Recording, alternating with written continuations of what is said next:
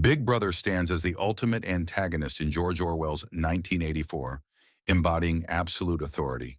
Big Brother is not an individual, but an embodiment of total authority, personifying the party. Big Brother's sole purpose is to dominate and deceive, reshaping reality as needed. The party maintains an unshakable hold over society through relentless surveillance, propaganda, and psychological torment. Winston Smith, the story's central figure, longs for resistance but is ultimately powerless against the party system. The Ministry of Love crushes his mind and spirit through relentless reprogramming. In the end, Winston's obedience turns into unwavering love to Big Brother. Big Brother achieves an absolute and horrifying triumph. This isn't merely about crushing dissent. It's about eliminating the idea of defiance itself. The party wields its power by shaping reality itself, altering both history and the very thoughts of its people. This isn't merely a victory for tyranny, it's the complete eradication of hope. Only 5% of viewers can like and subscribe before the timer runs out. Comment "Done" if you made it.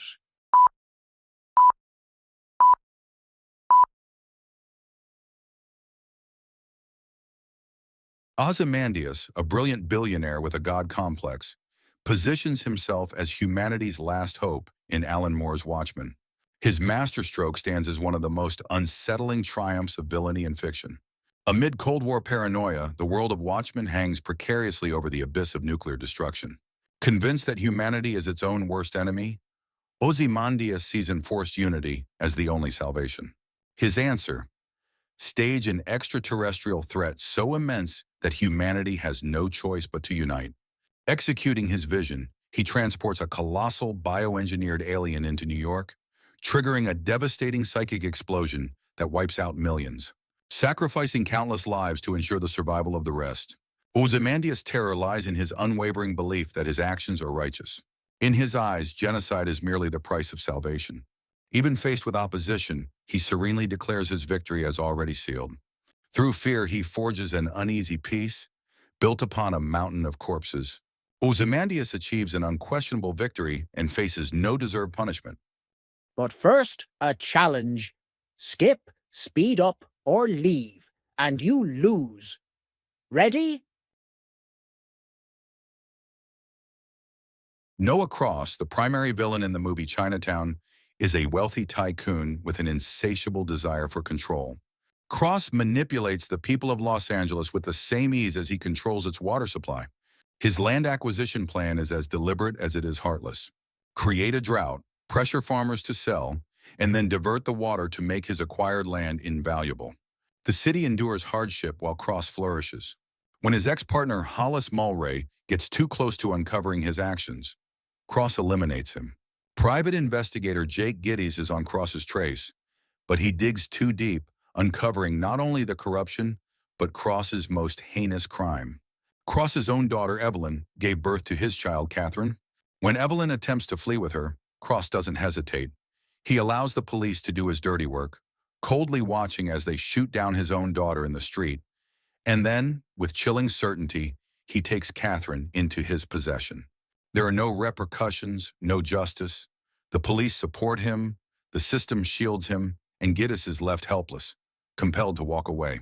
Cross achieves his goal: control, wealth, and the perpetual exploitation of his own family. The Lottery by Shirley Jackson presents a quaint, peaceful-looking town where residents come together every year to uphold a long-standing tradition.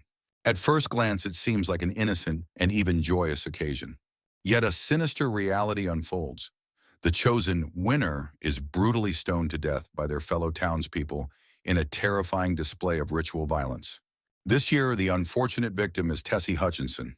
At first, she welcomes the lottery with excitement, but when her name is called, panic takes over, and she begins to question its fairness.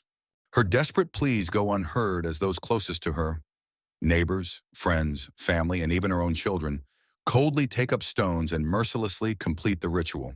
The true horror of the story lies in the shared guilt of the entire community. No one dares to question the lottery. It is simply accepted as an unchangeable fact of life. The townspeople hold on to this ritual, oblivious to its brutality, simply because it has been practiced for generations. The true triumph here is not of a single antagonist, but of blind conformity and passive acceptance of cruelty by the whole society. What is most terrifying is that no one dares to challenge or disrupt the status quo, allowing the cycle of violence to continue indefinitely. The pigs in George Orwell's Animal Farm start as leaders of a rebellion, uniting the animals against their human rulers. Under Napoleon's rule, they pledged to build a society where all animals share power and freedom. Initially, the revolution seems victorious, as the animals take control and govern the farm together. Yet as the pigs tighten their grip on power, their selfish ambitions become evident. Motivated by greed and a thirst for dominance, Napoleon secures his rule through intimidation and deceit. Through Squealer's persuasive rhetoric and the violent loyalty of his trained dogs, Napoleon crushes any opposition. The animals' vision of fairness crumbles as the pigs distort the farm's laws to justify their rule. Boxer, the farm's most devoted worker, embodies the cruelest betrayal. His dedication is repaid not with gratitude, but with death. The pigs indulge in privileges once exclusive to humans, blurring the line between oppressors and the oppressed. The pigs achieve total dominance. By the end, they have shattered every revolutionary promise, solidifying Orwell's bleak warning. Damien, the prophesied Antichrist in The Omen, is a seemingly ordinary child fated to bring forth the end of days. Raised by an oblivious diplomat, Robert Thorne, Damien conceals his dark origins behind a facade of childhood innocence. Yet wherever Damien goes, calamity and death are never far behind, orchestrated by his sinister protectors. As Robert pieces together the dark truth, he discovers that Damien is no ordinary child, but the very offspring of Satan himself. Desperate to end Damien's reign of terror, Robert obtains the sacred daggers, the only means capable of destroying him. However, before Robert can carry out his mission, he is struck down by the authorities, ensuring Damien's survival. In the film's haunting final scene, Damien stands at Robert's funeral, his small hand clasped in the grasp of the President of the United States. With a subtle, knowing smile, Damien looks directly into the camera as the screen fades to black. Damien's triumph is total. Evil remains unnoticed, lurking in the open, biding its time to seize power and fulfill its unholy destiny. The Joker in The Dark Knight is far from an ordinary villain. He has no interest in wealth, fame, or ruling the world. His ultimate goal is to unleash chaos and demonstrate that even the most righteous can succumb under extreme pressure. Harvey Dent, Gotham's symbol of justice, becomes his prime target. Using cunning manipulation, the Joker sets in motion events that utterly destroy Dent's life.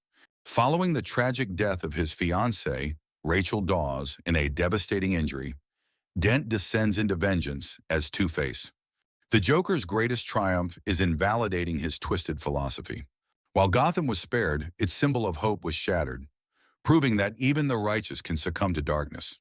Batman shoulders the blame for Dent's crimes, sacrificing his own name to uphold the hope Dent once embodied. Dr. Hannibal Lecter stands as one of the most renowned villains in fiction, brilliant, sophisticated, and completely merciless. In The Silence of the Lambs, the search for Buffalo Bill is simply a diversion from the true predator hidden behind bars. At first sight, Lecter appears as a refined individual, a genius psychiatrist, an art enthusiast, and a culinary connoisseur. Yet beneath his cultured exterior, there is something much more frightening. A mind that comprehends human nature so thoroughly, he can break it down with mere words. Oh, and by the way, he consumes humans. The FBI thinks they have him confined, but in reality, Lecter is never truly incarcerated. With every exchange, he strips away Clarice Starling's defenses, probing deeply with nothing but his words. He provides just enough to capture Buffalo Bill, but in exchange, he gains something far more priceless: her innermost secrets, her darkest wounds, the delicate fragments of her soul exposed for his pleasure. When the time comes, Hannibal escapes by taking the face of a guard, then disappears, slipping through the gaps with eerie accuracy.